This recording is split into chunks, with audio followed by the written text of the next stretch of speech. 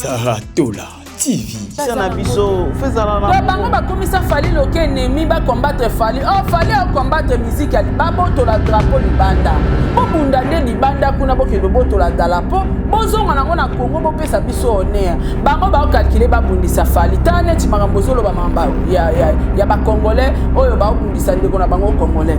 Kito côté fali azobeta musique pour na Congo drapeau e mata.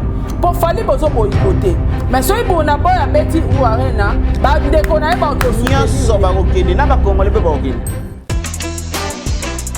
Saratola TV. Tu ni faire comme ça ta faux quantité. Osali na faux compte moko o publier biloko na ya lokuta o ozolinga batu ba chaoka ke osala ngona page officielle na o ba producteur batu ba otala un grand artiste le rôle à faire et à poster le lokuta à ka retirer et osala bien te combien de fois faire à poster à biloko à retirer ka. Saratola TV.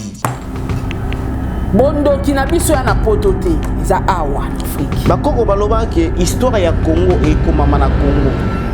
E komama na libanda ya Afrique te. Sikoyo yebisanga bato bokecha ke belel na cimetière wala la majorité sur 100% 90% ba congolais bi. Pas kimbangu bakuna kuna. Te? Ya ona yebiso. Mama qui panfile bakuna kuna. Yo kaka sina onko mawana. Donc la majorité Mamuminga lobby tom sous la musiba esprit ya bateau na carré na bango ba retrouver falité la dictateur na bango fali azate oui ba retrouver fali n'a pas le son ya mais si comme bateau ba sakele yo awa boké tu vas retrouver na kitala dala ya africain tu as le sang. Saratola TV.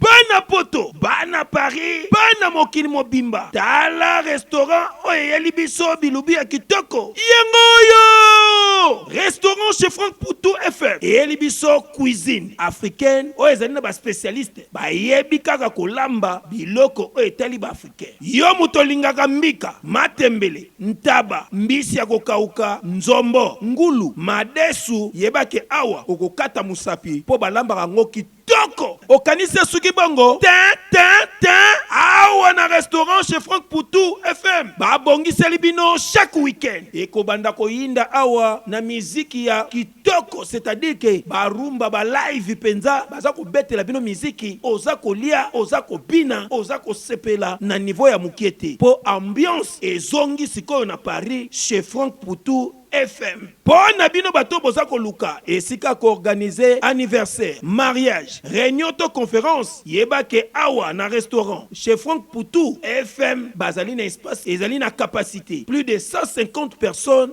oyo okozala mubimba soko organiser ba manifestation na yo awa et kozala kitoko na niveau ya 2 fois té. Na restaurant chez Franck Poutou FM bazali kosala tous les jours à partir ya 10h ngingo ti na X temps, c'est-à-dire 7 jours sur 7 na niveau ya 2 fois té. Adresse na bango Ezwami na 68 rue Émilie Zola 95 870 Benson. Pour la réservation, au benga na numéro ya téléphone Oyo plus 33 76 72 83 097 Ozamo Bimba. Na restaurant chez Franck Poutou FM. Non, bangonde bavandisi masolo ya bilubu pena akei ya 2 fois té. Surtout makambo ya ambiance ya Paris et kominde kulalawa. Na restaurant chez Franck Poutou et Kezongi. Wow. Saratola TV. La chaîne qui assure, Pour bien clôturer cette année 2023, l'artiste musicien Fally Ipupa donne un très bon rendez-vous au Camerounais. Il dit Fally Ipupa en concert ce samedi 30 décembre à 14h dans la stade omnisport de Bampanda. Donc tout le Camerounais, attendez votre artiste musicien Fally Ipupa qui vous donne rendez-vous le 30 décembre de cette année. Je pense bien que comme Fally Ipupa a l'habitude de clôturer toujours année dans les pays africains, il a toujours cette habitude et cette fois-ci, du moins il va le faire au Cameroun. Fidèles téléspectateurs, je suis très heureux d'être avec vous ce matin, voulais-je dire. Merci également na batu oyo to pasaki na bango le week-end à merveilleux. Merci à vous. Et nous commençons cette semaine avec beaucoup d'actualités et nous sommes obligés de sauver notre culture congolaise. On n'a pas l'habitude de beaucoup parler, mais cette fois-ci, je pense que comme Baebisara Bisso, Kebako na Bisso, Baner côté ya bango na fimbu, sans fimbu, Baner Oyokate, c'est que Congolais peut faire le bara mingi po yoka. Bonjour, bonsoir. Et qu'on dépendre dans Bota la biso partout à travers le monde. Tozali nakati ya Sarato la TV, Bolanda biso merci Nabino. Sarato la benga Rabino ba meilleur fan du monde. Bozana nakati ya tout info, je vous remercie, je vous appelle la communauté la plus intelligente. Merci beaucoup, beau s'abonner, beau liker, beau partager message parce que c'est très très important. Le 25 octobre 2023, Fally Ipupa avec tout son groupe Bazali confirmé et que réconfirmé que il y aura bel et bien un grand concert, une grande fête africaine. Oye koleka bongo na Paris na kati ya salle la Défense Arena Arena Fally Ipupa qui confirme, qui réconfirme encore que ce concert aura bel et bien lieu et c'est une question d'organisation et de professionnalisme comme il a toujours l'habitude de le dire. La semaine passée, on a vu tous comment notre frère congolais, Bokechu, a fait un tour dans le cimetière où ils allaient juste côté ya Arena. Bokechu a kekuna, kekobele là-bas esprit. Et il a même demandé, il est même allé trop loin en demandant la mort de son frère congolais Fally Ipupa. Et soit qui même pas 2 jours, Tomoni, batunakati ya cimetière ya Gombe, bakeko répliqué. Tomoni batunakati ya cimetière ya Mbeteke Fouti. Moi j'ai vu le personne batinelinga ba image na cimetière moko boye na ba sans kusu. Bisika bakunda papa kimbangu ya solo pena na ba côté ya banini kuna on m'a envoyé cette image. Baoloba Bokechu. Peut-être yo kanisa kinet au la comédie mais bango ba considérer yango. Ce qui m'étonne, c'est que non bango va considérer yango Bokechu, pas seulement lui-même, mais apparemment, a tient des familles na mobimba danger. Il a des enfants, il a la famille, il a une femme, a sa peine à famille na Congo. Et moi, je vous parle franchement, a tient famille na danger. Cette émission sera vraiment consacrée à 100% concert de Fally Ipupa ce 25 novembre. Na France, est-ce que les Congolais pendant ya solo au bino besoin la France, besoin a besoin fallait habiter à concert Rwandais. C'est vrai. Aujourd'hui, monsieur Laurent Sokoko soutient l'artiste Fally Ipupa pour que nos concerts na yena U Arena et les Kabia. Est-ce que les solo ba main noire o ezali ko bundisa concert Rwanda. Bokechu azali financier par les artistes et musiciens. Bokechu azali entêté par les grands artistes et musiciens au Balingité Fally les Kabango. Et à passant, on va aussi parler de l'artiste Ferrigola. Et enfin, Ferrigola, j'ai vu après avoir retiré affiche wana oya annonça qui na mois de février concert na U Arena, Ferrigola retiré qui yango et après un message ba lobby que c'est la affiche ezali affiche officielle, il y a concert ezali koya, raison pour laquelle ba retira qui nan yango wana. Ce sont 2 informations que nous allons débattre tout au long de cette émission parce que c'est une émission d'analyse. Ezalaka oui té. Non té. Ndenge biso to meka un peu ko sala ba échange ya ba idée, bino pe na ba commentaire, to meka pe un peu ko sala ba échange ya ba idée. Et je dédie cette émission aux personnes intelligentes. C'est inutile de nous regarder. Merci beaucoup. Elle s'appelle Saratola. C'est notre invitée et c'est notre analyste de maintenant. Maman Saratola, pitié, pitié, votre belle amie. Donna, Saratola, pitié, pitié, pitié. Saratola, pitié. Bonjour Sarah. Pitié, papa Donna. Pitié. Pitié pour les Congolais. Pitié pour les Congolais. Pitié, pitié, pitié. Bonjour, Nabatunia Stubozui, Libaku, Yaolanda, Bisso, on dirait qu'il y a toute info et puis on dirait qu'il y a Sarato la télévision. En tout cas, Bambo Tenabino Nyostu, Bo like Karaba vidéo, Nabisso, Bo partagera. et aux alikantimo ya malamu et ça va aussi nous aider que YouTube et ça la biso référencement ya ba vidéo parce que bozo la ksaye que bo sepeli na ba vidéo na biso yango bo like voilà les habitudes na biso te matoko qui peut ko adapter yango parce que ils le remor ya malamu. Merci hein papa Dona. Merci beaucoup Sarah Tola. Pitié. Merci beaucoup. Et Sarah avant vraiment to kota na mosindo émission lelo. Na tota la vidéo mon boka sikoyo. Oui. Oyo Makoso Asali général Makoso Asali. Oui, oui. Alors oui pendant que ba africain biso nyonso tongo midi pourquoi to lela kaka ke non pour nani Afrique na biso zongara asima. To sambela pour Afrique ke ne liboso. Mais ba congolais bango basala ka effort que Afrique zonga sima. Congo na bango zonga sima. Ezali Camerounais te Ivoirien te Malien te nde peta linga fungola nzela wana ya grande salle wana arena ezali Congolais. Mais bato bazo boya baza ba Ivoirien te banani ezaka ba Congolais kande bazo boya. Comment tu peux faire analyse par rapport à phrase wana ya général Makoso?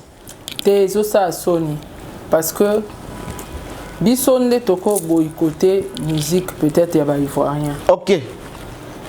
Ba Ivoirien nde ba ko boycotter pe musique na biso na mboka na bango. Mais so ekomi biso na biso tokomi ko boycottane c'est que tolingana te. Est-ce que ba ke ba Gabonais ba to wana tu ba banga biso hein. Ba mona biso toza brutal, agressif. Oui, oui, oui. Bah, oui.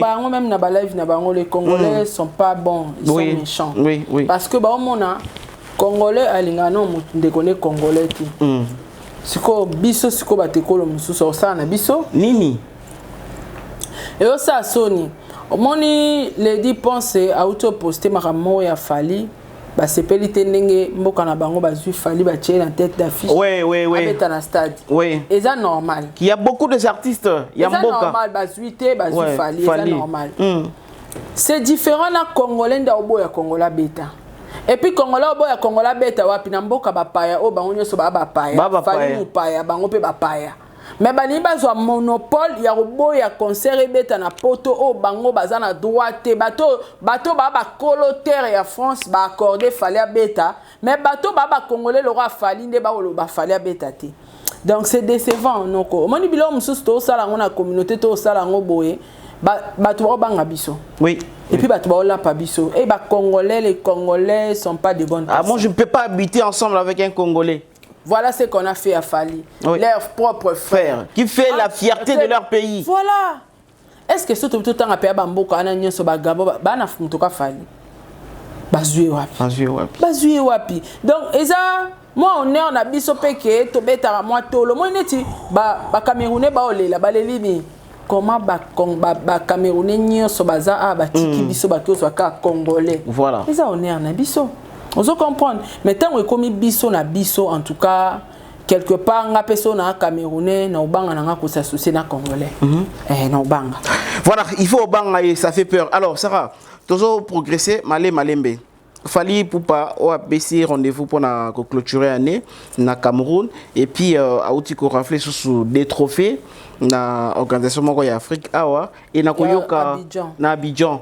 Na koyoka ba soupçon il paraît jeune leader Innocent Baloumé oya a beta kipe a prestaki na katia soirée wana ba proposa qui est azonga na ba trophée à grand frère naie il paraît il a refusé. Est-ce que ezaka ba rumeur désolé ba réseaux sociaux c'est vrai solo oh rumeur te ya zuite bonga meme na Fali Sunde ni Congolais biso nde tozawa ba bota biso na motema mabe ya zuite mais quand même a beti concert kobete ya poème ten obeti pona ba Fali bazwati ya beti pona ba alors là oh papa Dona ata yo est choqué oti toke basali Afrima ya ba chroniqueur landanga bien basali Afrima ya ba chroniqueur mais yo mon père na okombono la liste ba chroniqueur exacte mais yo mto sala yo mto sa chronique et ça sonite Mandeni yo mutu yo pe chroniqueur ba mbenga chroniqueur o yeka lever les rideaux ka boye pour battre musuba zo ba trophée parce que si Fali était dans la salle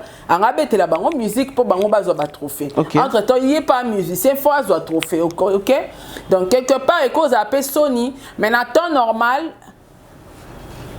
déjà courant a bien fallu à la rater à oser ba trophée ndeni. OK. Na temps normal soto bino to longola ke a beta quitté mais na temps normal a koki comme me la fallu trophée. Mais est-ce qu'il faut qu'on la kisango partout que to yoka na rater biso na biso? Ma bende ya ba congolais yango. On la kisaka partout. Entre temps Wizkid oui na Davido babunda bitumba sérieux na Dubaï. Ba panza ba milangi ba panza ba vite loka ba na mbongo ba futsa bango. Voilà. Et ba période wana ba pixa bango même kozwa ba accès visa na Dubaï. OK. Ba bundi na moi. Na poko ba beta concert podium moko. Oh, ba pisa na bembote na podium.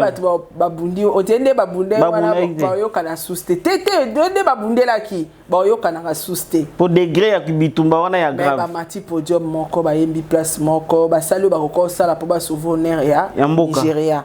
Mais ebi ke ba binemi ba obuta susu. On se comprend. Sko ba culture mususu ba na facilité à remasquer bo soto na bango esuka na mboka. Esuka na mboka, oui. Biso en tout cas on dépasse des limites. Ça la publicité na ngwa apparemment. Donc tina mboka ba pa fo ba yeba ke yo nanga to kanati. Jamais na ko ça sembla ba tu nanga ke ndeni papa dona za bien et tout ça va. Ba senga pe numéro papa dona na pesi. To pesa te. Faut boyeba que papa Donia ce n'est pas une bonne personne. D'ailleurs moi et lui on se côtoie pas. Pourquoi? Parce que c'est ça, ou expliquer na bétranger. Donc na yo bazo on a considération na Donia binonia allez full camp. Ba congolais ba batuté. Ba kati binonia son projet. Donc c'est ça la différence. Au monde à Makoso au soit nana Emma l'Ouest a critiqué na Tongo. Na pourquoi Emma l'Ouest soit salé le mot exploit posté. Très bien. Félicitations ma sœur. Congolais au salon. Azui mutema non yo sala ngwapi. Voilà, Saratola, Azui mutema ko sala ngwapi, ça dérange vraiment, ça dérange de voir que congolais ndabundisa congolais. Tolo bango ndeti comment ndeti slogan mobo, peut-être bo kanzande te mamba lokuta. Te to mona yango za mamba solo congolais ndabundisa congolais. Ouais. Alors Sarah, ça dérange tellement. Ça dérange tellement. Est-ce que Bokechu, makamo Bokechu sala ki na cimetière, Bokechu sala ki na ikaka baje. On parlait qu'on a des trophées hein. Ah ouais, il y a des trophées wana parce que tu continues na lisolani. Moi place à Inos, il y a beaucoup de trophées en fait. Na Abidjan, des trophées ouais. Au moins fallait azui trophée mi balé à des catégories différentes. Azui meilleur artiste de l'année de toute l'Afrique. OK. Et toute l'Afrique. Oui. Francophone, anglophone. Nous sommes balé. Très bien. Toute l'Afrique. Azui Soussou, meilleur artiste francophone. OK. Et Afrique centrale. Afrique centrale. Ça montre que fallait azo performer. On dirait fallait redémarrer carrière. Fallait aller là, peut-on dire à l'équipe fallait à Kala. Tandis que chez d'autres musiciens, Kala na bango ils sont les cas présents. Ah bon? On a vu à monter à la bonne oui. Monte ceux qui calent comme les cas présents, aux a sous monté. C'est qu'on doit avancer alors. On doit avancer. Très bien. Parce que so boy ben na rinzo tomike na rovanda peut-être na malueka mais bomondi sara ko munene moi matama moi avion c'est que batu baloba na préféré Sarah lelo po ba photo na biso to akala na lelo to linga ngo. Tika hotel bena wa on publié. On publié. Donc lelo il faut les kakikala. Très bien. Mais batu mususu sur le plan professionnel na ba carrière na bango ki kala et comme ko les kakilelo. Netinga na préféré na faire kala.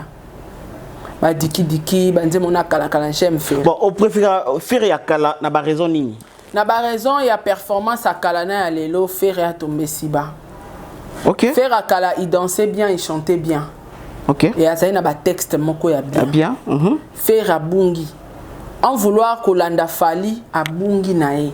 Bungi parce que bungi bien bungi parce que Olanda Fali. Te kasa bungi pour Olanda Fali parce que ngana ba faire à zobeta tele la rumba et puis sauf faire à mbi pena rumba pour se peli. Mais air banda yora o ba rumba trape fala yemi na français faire à bungi na nzela. Pour Babylone mususu être papa na ngana ko sauter dona mo ndenga sa ba émission na ngaba balinga ngani na sa émission na lingala. Mon copain na banosa émission na français belé ba ko supporter. Ouais, ya solo. Ça. Eza mutunde batu ba mesane la na yo. Faire batu ba mesana na ba rumba wana za obeta et puis faire danser bien, chanter bien.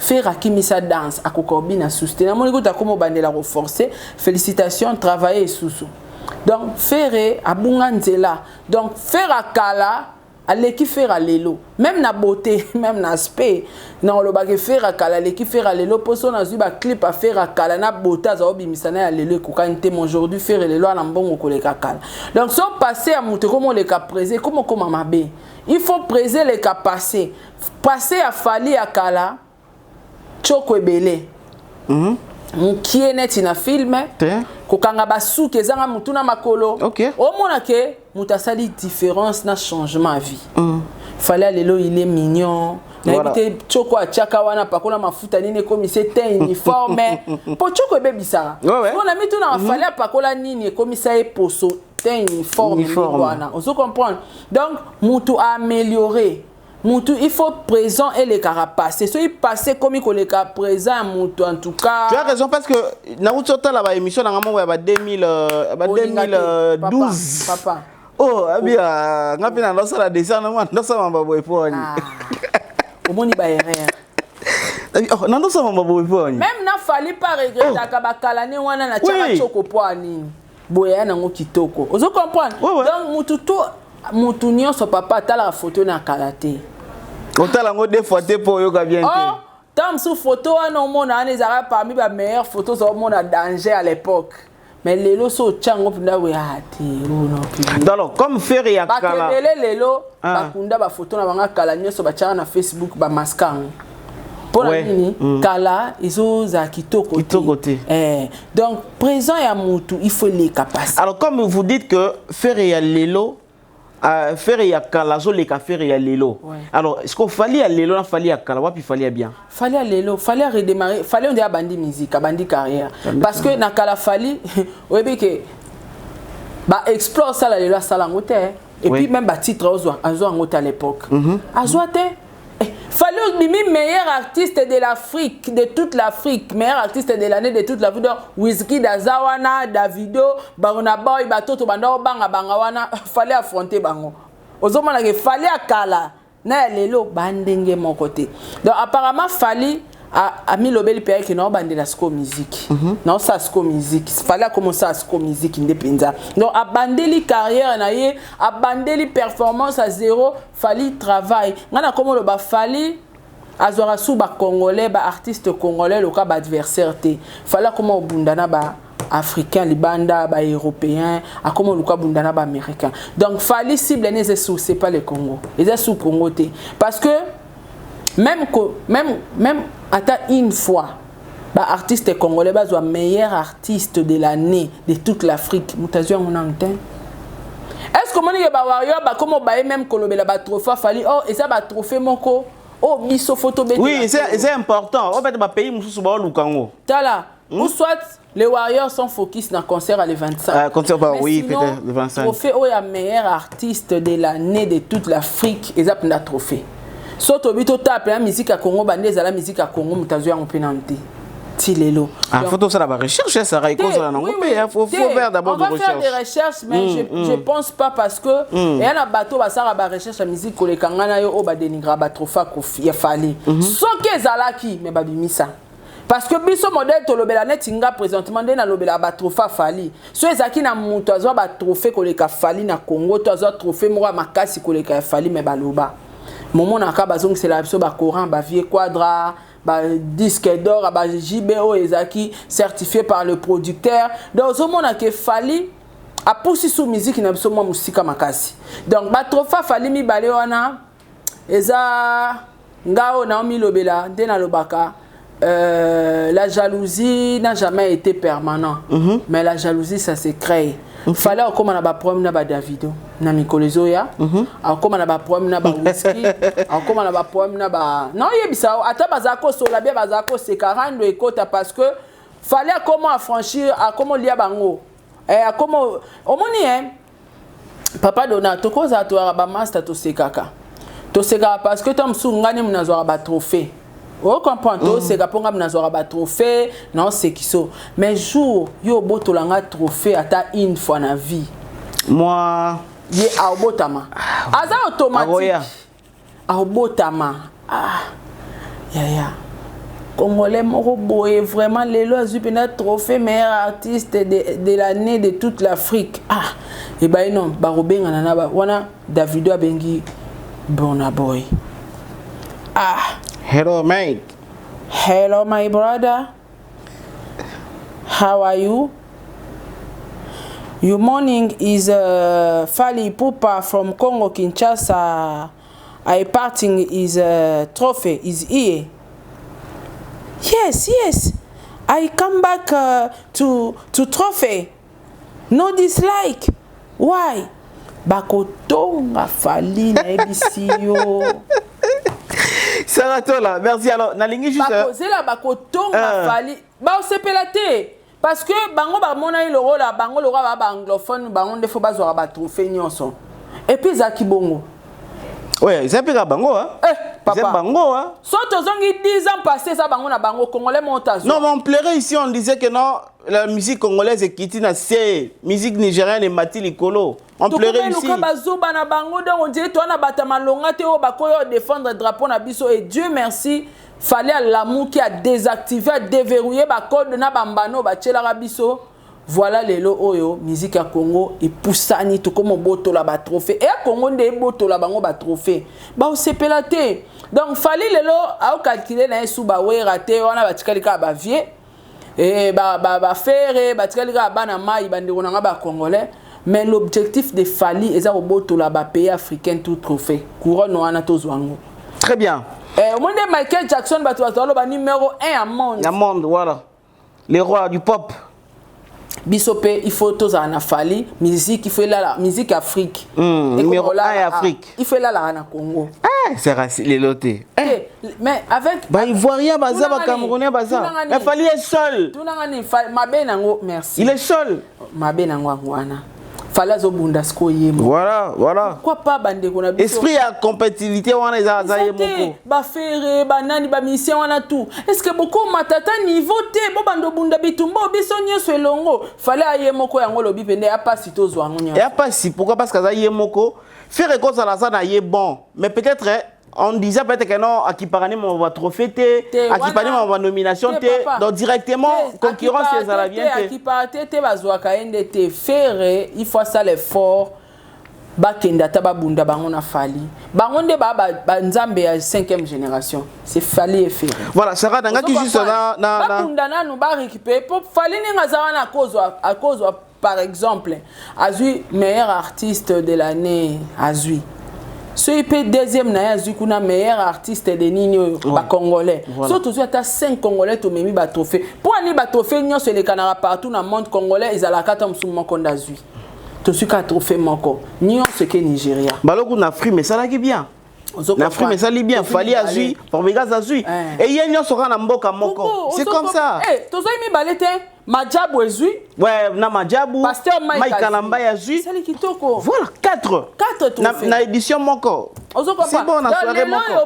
Lelo yopé batu ba comment on ba label etikalaka moko na Afrique, les grands labels c'est Majabu. OK. Pourquoi pas Petobo to la paix musique? C'est possible. Bien pourquoi pas? Parce que Majabu azaki meilleur label hein. Yende azui meilleur label. Mais pourquoi pas to comme au vandi sabena que so Afrique mapende yebo to moni penda 10 artistes congolais ba vandi wana bazui ba trophée ba kenan. Talaka trophée suka o Fally abotola iba Davido wa utozwa awa. Oh, utosa bana Rwanda wana. Oyebi ke ka Fally ye monta kende na trophée. Nyoso kende Nigeria. Davido azui, Yemi Alade azui, Burna Boy azui. Bango tout bazwa kyango. Esprit à compétition, fais ça la rabamisa na biso, fais ça la na bango ba komisa Fally loke ennemi ba combattre Fally. Oh Fally a combattre musique ba boto la drapeau libanda. Bo bunda nde libanda kuna bo kendo boto la dalapo, bozonga nango na Congo bo pesa biso honneur. Bango ba calculer ba bundisa Fally. Tane ti marambozolo ba mamba ya ba congolais oyo ba bundisa ndeko na bango congolais. Kitu côté Fally azobeta musique pour na Congo drapeau mata. Pour Fally bozo boycotter. Mais si vous avez un bêtis ou arena, vous avez un même nous ici au Cameroun, on a la guerre. Mais aujourd'hui, si Wizkid, ceux qui n'ont pas presté, on va soutenir. Tobo était parce que guerre mort eza songolo pakala to boy soutenir musique. Musique n'a rien à voir avec la politique. On se comprend. Donc, bande qu'on a biso ba musicien, boti kana likambo ya okantake fallait azaf adversaire, fallait combat à combattre na binoto bunda na bato ba boto la biso ba trophée pendant des années. Yango fallait comme beta bango. Ba lelisi biso boy. Voilà, c'est rato là, avançons. Alelisi fali boy. Voilà, dans ma alors lelo so ki fali a commencé à ba exploit comme la biso ba trophée, eza lokumu mboka mako bunda ye moko te fois bunda na bande koné ba congolais. Ba musicien au botika liboto botelema. Fallait que déjà un pas. Bino pe bolanda a obeta arena. Bolanda bobeta ba arena. Soazo sala boy bolanda bola muka en fait ba congolais nyas tout beaucoup ma ozo ba trophée. Mais ça la passe. Mais yo moko no solo basara to kindaka un moment pe to zonga pe. Obi ba misia musu balanda ba kinde. Faire outi ko chat date ya arena. Ah ba warrior ba bandi ko critiquer date ya faire ya arena o boye. Ba warrior ba critiquer te to ebe ke faire oko ça parce que au monde na technologie ali. Faire oko ça. Faire ngate yote sur Geber akanga elokuta. Yebisanga siko les seuls artistes congolais bakanga lokuta na Facebook faire yebisanga siko yo au moins na technologie lelo papa dona okoko sa sou congolais te pour ani fali so abimisi ba date na ye batu ba vérifier yango te pour ba yeba ke so vérifier aux ambama ba réponse ebele ba vérifier congolais ka la musique baza ko sa biso mais lelo ba ko sa biso susté ba ko sa biso so concert rebeti so ba nile concert c'est que ba combattant lelo so comprendre que so ça la nile concert eza a te quitter oui manque ya vente atali que ya bénéficier ne loroté anile sikoyo lelo to découvrir lelo pe to yeba ke soki fallait abimisi date obeta na Bercy toke na Bercy toke o vérifier pour Bercy azo publier ba concert nyo sur obeta na ani total aboy faire azate batu babi to suka wana te to sani to komela ou arena pour ba motu ba solo laka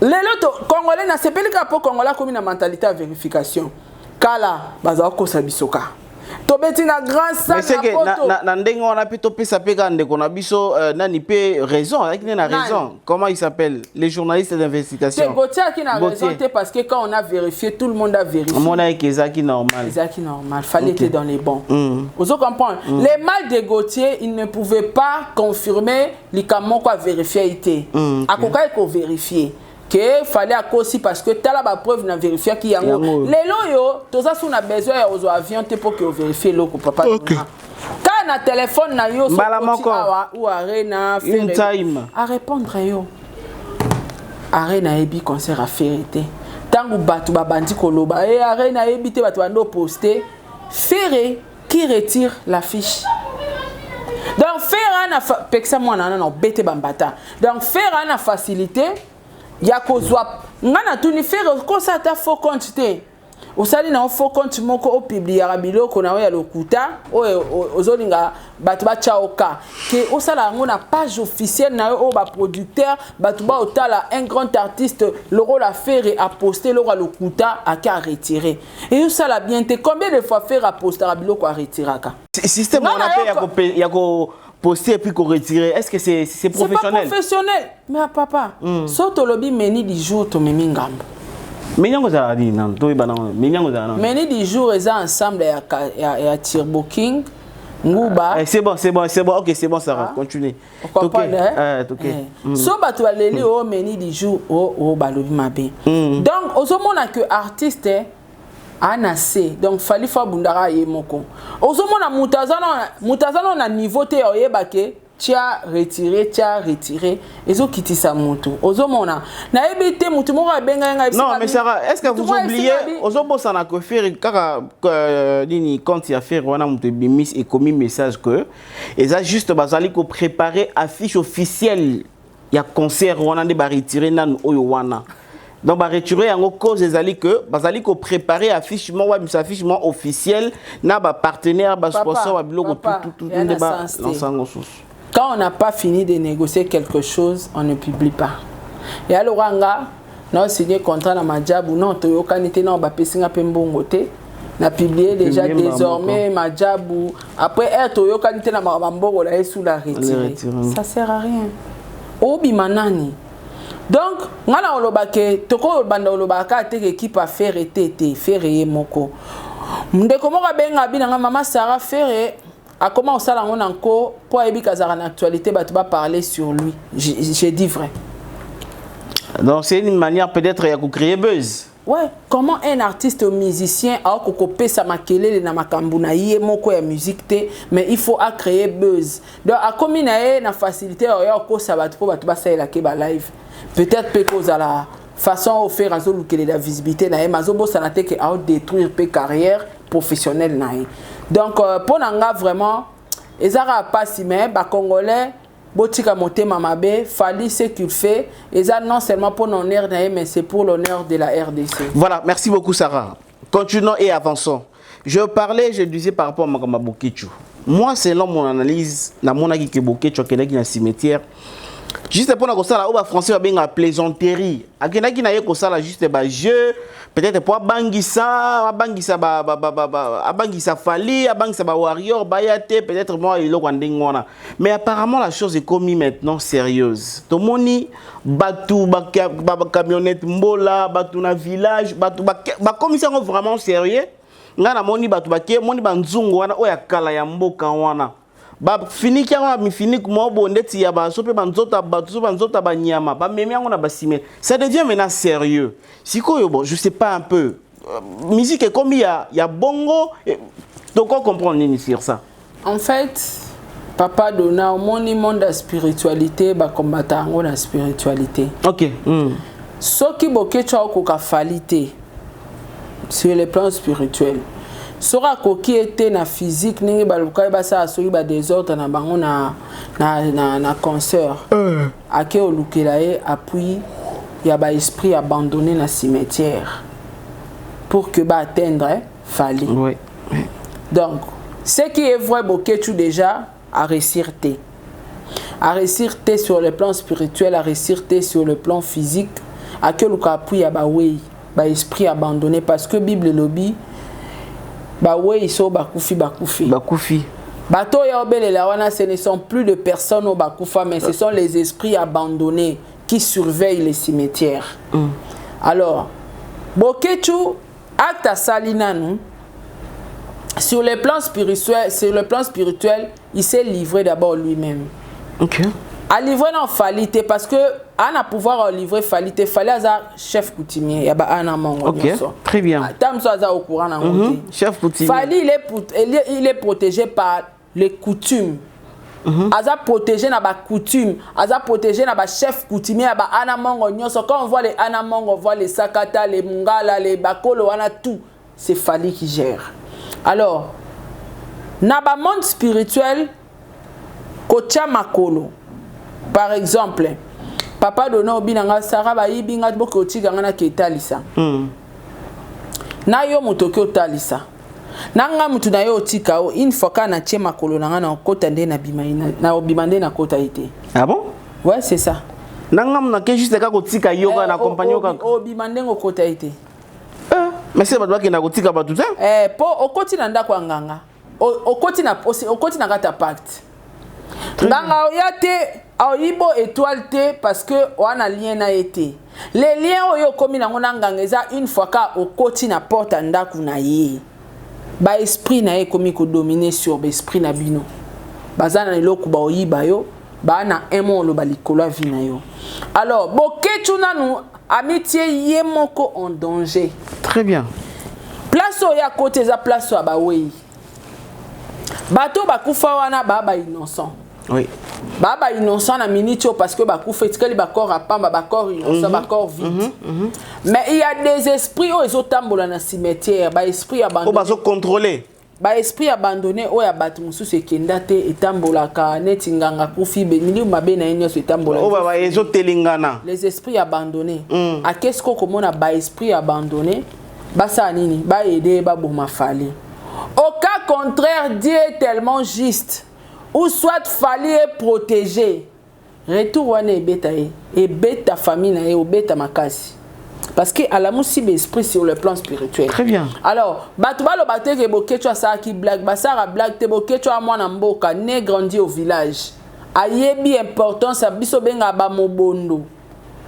mobondo eza muta ibinge loko na ngaso na bina betele mobondo ata na mabela kishasa ezwa parce que ngai na koli mukie na village na ebinde babeta mobondo na yebi oui mobondo kasi bango mikonde bakomo bunda na este kuna mobondo oui na ebi mobondo na ebi ngetele na ebi makambo ebele ngete bébé ozo comprendre donc boketu ayebi makambo ana sali koleka bato ebele très bien cimetière koke ngakuta ta cimetière na ngokete ngate ma musike nakuta nanyata batomba batu tepo ba place tout oleka wana to nyata o nyata batomba isika bakunda batu oui yango mona mutu so auti cimetière face kwa makolo bon ce que eloko mususu eza yango na koma asokoli na maboko parce que eza ba place ezara trop spirituel alors ye bokechu ti akekuna akenda na ba blague te faut non rectifier que eza blague oh ya sala blague te eza blague te ayebi ke babele la rab esprit abandonné mutu nyosa ko bele la batu bakufa ba yokai parce que luka bango na mabele na bango na mboka na bango na ko vanda te na banobele la bawa te na ko bela bango kuna na eza biloko yo bato bakoli plus na ba village na ba intérieur ba yebi ke so problème eza ke ndobe la bakoko bato bakoli na mboka mingi ba na nature omona te tobele la bakoko attention ki likambo za na village bakena no pa bakoko bakena ba benga bakena ko consulter bakoko pour problème donc bokechu c'est ce qu'il a fait aza grand villageois de bomona e wana e mamba sali et puis tango zo consulter bakoko ndengwana ndo mona bato msu bazara avant mela eloko asopa na mabele ouais to pesa bakoko voilà so landeli mutu wana bien akoli na village ba yebi importance mamba sala to pesa bakoko to sa ayebi donc bokecho ayebe eloko asali yango par blague te cimetière babela ba wana blague te ayebi pourquoi beleli ba wey abengi bango ba soutenir ye parce que ya okoka su fali ye morote bato wana baluka moyen ba boma fali alors ko boma fali même sur le plan spirituel et senga moto za na raison très bien tango zo bela ba wey fali eska aluka ki ona makam fali aza na problème en particulier na yo ana nyongo na yo fali aza na nyongo na yo po okoki obelela ba wey bola muka bakoko na nga bola muka bakoko mama na nga bola muka tala fali eskoke nga mbongo très bien siko boketu yo obelela fali akufa sur quel plan so tobito zonga na politique mukenga lobela politique te mais important exemple boketu azaki contre Kabila en aucun jour boketu akenda osenga liwa Kabila na cimetière jamais et alors depuis abanda mambo c'est une première okendeti na cimetière kolala libomo na se soki kutu mutu oyo boloba nyokola mboka pendant des années batu ba souffrir batu ba okufa na est osengeli liwate fallait asalieni très bien fallait faire quoi fallait salinini donc même na ba wey oya beleli azwa retour na ngoye moko donc esimba nango falite azwa retour parce que na ba wey wana ba soumettre na ba ordre ba chef coutumier ba obunda entre les esprits abandonnés entre les esprits des morts bango na bango au mona que même bible ezoloba baluko na makambo bakuto balobelo na mabe bakuto na ngote nzamba ka tellement juste même chez les païens Dieu est tellement juste même chez les magiciens donc au kantate soyo sambela koza chrétien oza na problème na ndoki osali ndoki mabe olobi te na prier nzamba o protéger ngate nzamba o sala justice na il est tellement juste on peut ça mon pagan a raison merci beaucoup Sarah alors je donc, veux okechu makambo asali eza danger à vie na ye ya génération na ye ya bana ya bakokololo alivrer bango na diable na ngambu siko ya batafali pourquoi ils ont répliqué OK na ebiso ke bato bakana mboka ba yebi importance ya okebele la ba oui très bien vidéo liboso zaki batata moi si propre fali ils ont pleuré hein bakiola musasiko molimo papa papa psycho biologique oya aza censé be ko batela mwana wana oketu asali makambu na loyenge o eza na fondement te asi on lo bambi peut-être zaki na ba G Sarah peut-être ça qui ne ka nenga ba G asali ba jeté boketu penda za mposa fallait akufa oui mais il fallait qu'il fondement ezala porte d'entrée babenga ango ah oui porte siko ezala créer porte d'entrée fallait ezala porte te porte ezala kokanga papa dona porte ezate parce que ce qu'il fallait qu'il attend ba problème na boketu engeza la porte objectif na ezo afali siko tala bato ba osalango avec calcul bato la musa papa ya fali pona koloba tala mwana oyo tika bazo bundisa e pour rien sans cause maman o balobaka malédiction avec cause to monika maloba batata moi c'est lobami to moni réaction te ta musu bala musi molimo papa fali ezo tambola pe ezo agir pona sentiment ya internet ya télévision to ya mbongo oyo bakomi ko futa ba combattant po ba bloquer ba musique ya fali est-ce que tali pe génération na yo na sima sentiment zande kwa douleur hein batata moi si ba répliquer ba chef coutumier ba répliquer na mboka bokecho sali yango na poto il faut na rappeler voilà j'allais venir sur ça bato yo bazara na mboka baebi force à mabela mboka coutume na biso ya na poto te bondoki na biso ya na poto te eza awa na Afrique bakoko baloba ke histoire ya Congo ekomama na Congo ekomama na libanda ya Afrique te sikoyo yebisanga bato bokecho ke belele na cimetière wala la majorité sur 100% 90% ba congolais te pas kimbangu bakuna kuna te yango na yebiso mama qui panfita bakuna kuna yo kaka sina okoma wana donc la majorité mamu mingi alobi tom susu la musi ba esprit ya bato na carré na bango ba retrouver fali te la kitata na bango fali écouter azate oui ba retrouver été fali n'a pas le son ya mais siko bato ba sakele lio awa bokechu ba retrouver yo na kitala tala ya ba africain tu as le sang. Mais je te dis, et ça monde spirituel et kenda bongo. Dona ba koko ya bokecho ba kufa be ba sepel na acte à salité. Jamais. Siko bakio la musela o bakimpa vita bakena ba mboka wana tu ba la musi simo kimbangu la moka mutu boye ba la museli o batu wana tout o baba africain le rôle yo na fali o sukapi. Et puis na normalité tu combats ton frère congolais. Asali nini? Oh Bible zo boya. Donc c'est quoi histoire ya Caïn Abel? Voilà. Pourquoi zo senga liwa même bakoko ba tuno pourquoi senga liwa ndeko no Kongola sali. Ka pona monga musique o senga ndakufa. Tamba tuna bokecho sali onini oloba na bangoni. O pour beta concert et bimé sens te. Donc quelque part bande on a biso ba congolais comment ça a passé mais na ucho ya ba combattant mona tongo isinga véritable bisaranga na combattant yebi ya pendant des années. Kombe sila banda président Fachi azwa pouvoir à mwana mboka kombe sila président Fachi na ba discours na ya lobaka ba diaspora nyonso bosa nini boya bozonga mboka to travailler abi la majorité ba diaspora nyonso ba postuler oui président Fachi a travaillé na bana poto ye moko président Fachi azaka combattant na Belgique tango combattant du pouvoir kombe silite presque Azadi, on a posé la présidence. Grand combattant bêta personnel, bêta maman tchala mwana. Kombe sili. Combat et sili. Sikoyo natunye bon kombe sila. Siko lelo yo ba combatto ba bloquer musique c'est dit à quoi? En quoi? Alobi nini? Nazoloba, alobi danga boabi Sarah. Il faut ebisa batuke musique eza boycotté par les leaders. Ba leader ni? Ba musicien.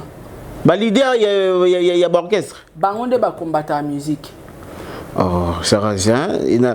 Wera ba boya beta en Angleterre. Ba boya ndenge ni. Wera ba boya beta en Angleterre te to sala ba émission wana mbana mbala. Wera muta boycotté na Londres azate. Wera n'a pas vendu les billets, on a annulé les concerts.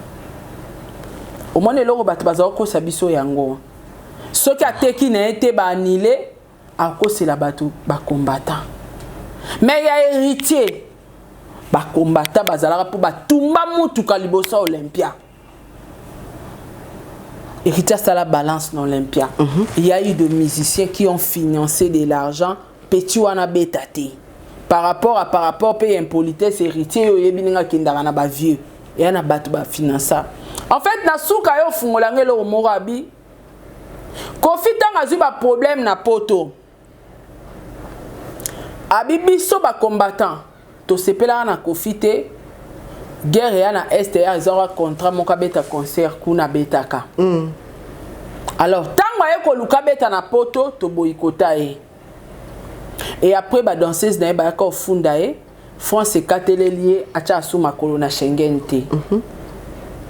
Dans ce cas, un monsieur au nom de Laurent Sokoko et Kobima abali ko financer mbongo pour musique ya Congo beta mana poto te. Ezaki na avantage à Kofi. Ah. Yoka explication pesingabi. Vas-y. Il y a un avantage à Kofi, pourquoi? Parce que Kofi savait que Anaba année où il y a bêta sous concert na pototé. Alors à côté que la paix battu espace ba bêta concert te ba kokana. Kofi tous les années où il y a ça la bêta concert na pototé za ba année ba jibe ba tout ba nyokwa minango ba victime ba bêta concert na pototé. Qui finançait ça? Non, mais Kofi lui-même disait aussi que ma combattant a bien été.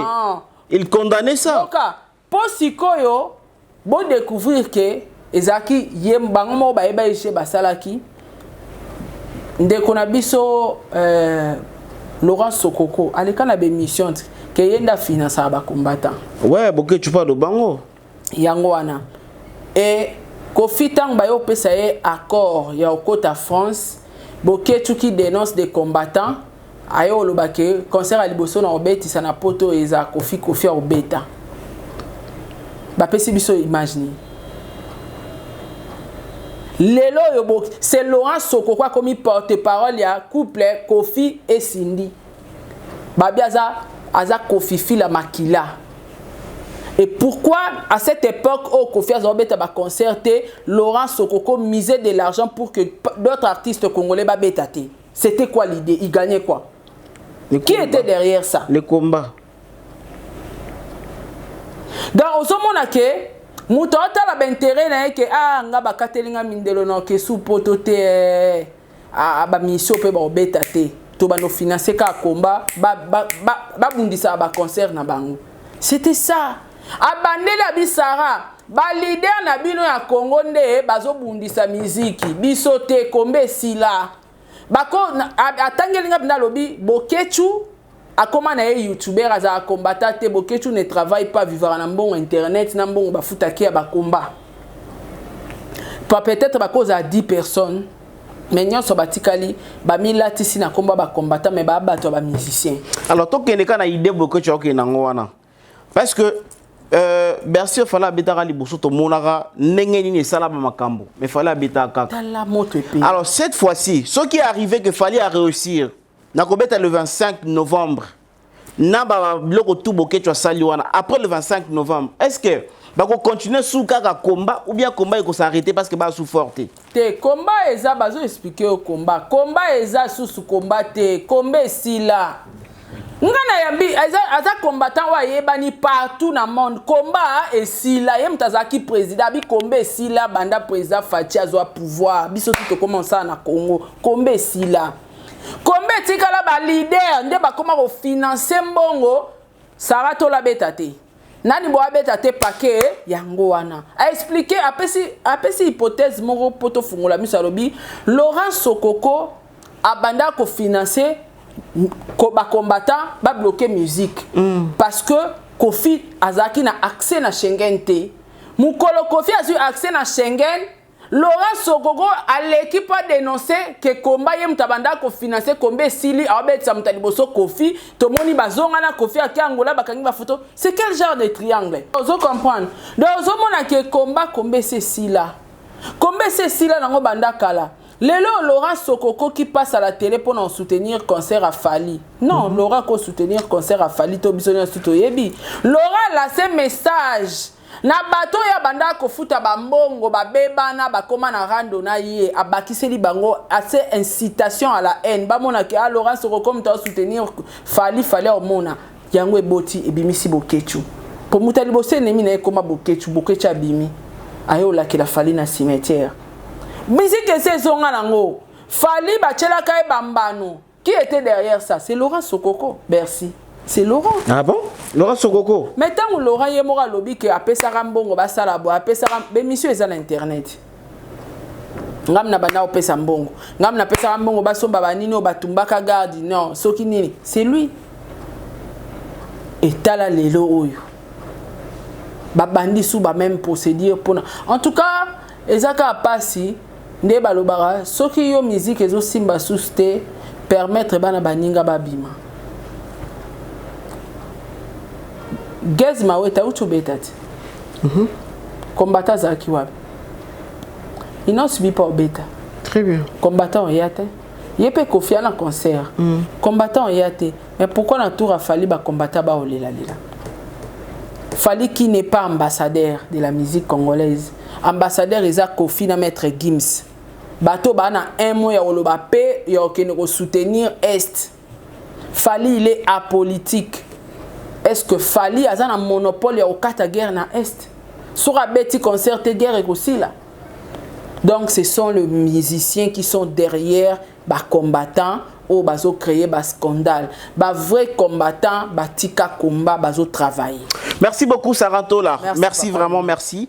Je pense que cette analyse Oyo Sali batu Oyo on a dédié à émission bato baza maele va meke un peu comprendre le lengeni makambo zali ko kende zali ko zonga zali ko kende zali ko zonga ba comprendre c'est très très bien. Alors nous allons finir rapidement notre émission, nous allons finir parce que on avait aussi dit que ça mingi pour na ko lobana batu que concert a Fali en tout cas eko betama et ça pour na bola munanga chroniqueur qu'il faut Fali a beta concert pour lobby ceux qui n'ont eu opportunité moro boye ya ko kende mboka moro ya libanda ya mboka bapaya et tant que journaliste dans l'équipe na plateau bandinga nanga na yeba koloba pour na ba artiste nanga il fallait a fait ça Kofi a fait ça Wera a fait ça nazala au moins na maramba oloba et alors Saratola to commis vraiment dans cette émission est-ce que royalement par rapport à Nemaramangwe commis est-ce que concert Rwanda mère à quoi ni langote bako ya comme soute que non moyen isate garde du nord et tout mamaka déjà makamosala maki trop malo ici masoute est-ce que réellement concert Rwanda ko betama parce que to comme dans concert au betama ba war yo le 25 rendez-vous eza moko na You Arena na France concert au betama ce qui est qui babangela iba kotumba we tumbama ki wana déjà bangé même pas ba accorder deuxième production OK donc concert au betama mais ba ozelara batala bato bobima na nzela parce que mundela razo baté tour aliboso badoda ki tour aliboso babeti bale mundele na 24 batumbi biloko et pas na yemoko tour oyo aussi sur ça trouble to yambio na njili aussi sur ça trouble to yambio na njili ozominoka clochard so pe oswanyaka na famille to banda otinda ta 100 francs te olalika libanda to boleleleka papa fachi pasi basungi bino baluke bino bisika olala. En tout cas concert eza le 25 novembre rendez-vous eza ka moko You Arena. Donc ba warrior tenez-vous prêts et sans plus tarder botala déjà 1 million nana pour ça 1 million na clip à kitoko et bima. Ah oui, il y a un très beau clip. Automoni ba Ursule Pechanga. Donc beaucoup de acteurs. Bon profiter pour streamer, bon somba, moi single d'or et ça bien single d'or chez les Warriors c'est quoi? C'est rien. Donc voilà, merci papa. Merci beaucoup Sarah Tola, pitié pour les combattants. En tout cas, bozo ma culture na biso, bozo apena culture, vous devez arrêter avec ça. Mesdames et messieurs fidèles internautes, aussi nazo lancer message rapidement na ba confrère na biso, confrère consoeur au boza na France. Bino boza sur place, boza mieux placé peut-être yako sa valeur na fête en fait. Vous avez mieux placé à couper sa valeur na fête ok fête pour na biso nyonso pour na biso na bino et ça allait trop bien lelo fallait à PC rendez-vous na 2023 faire yo na PC rendez-vous na 2024 et ça est bon on fait ça la bon tout le monde hérité à PC rendez-vous tout le monde a fabriqué à PC rendez-vous et c'est comme ça ce n'est pas parce que ça faire et ça falli faut to bondi ça tant que vous allez faire il faut to tika ou bien tant que ça falli il faut to tika tant que comme faire il faut to bondi ça non ça n'a pas de sens et je profite pour saluer toutes les personnes qui nous ont suivis partout à travers le monde le meilleur fan du monde na pesibino mbote belé ba communauté intelligente na pesibino maba mbote belé et puis ba mbote belé ba tout nyonso balandi biso merci na ingénieur Josué qui était derrière le caméra et puis à la réalisation également à Dave Kabea qui nous a réalisé également merci na ba tout balandi biso katamwa na pesibino mbote et to kutani na émission mususu toujours na kata ba chaîne d'actualité na bino au revoir. Sarah Tola TV, la chaîne qui assure, qui assure.